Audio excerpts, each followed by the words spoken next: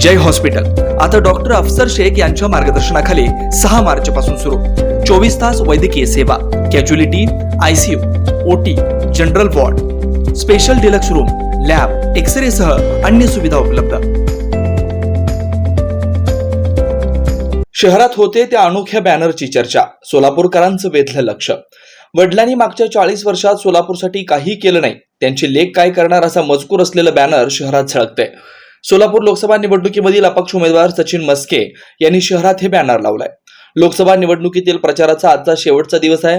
सर्व उमेदवारांनी आपली संपूर्ण ताकद पणाला लावत आपल्या पक्षाचा तसेच अपक्ष उमेदवारांनी स्वतःचा प्रचार केला।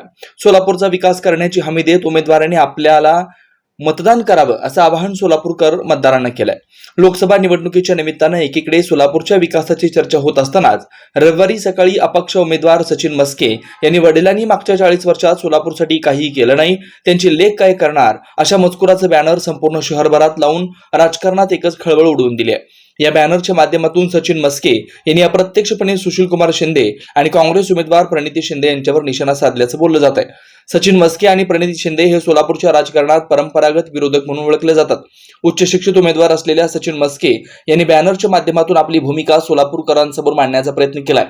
शहरभर झळकणाऱ्या या बॅनरची चर्चा सध्या सर्वत्र जोरदार सुरू आहे।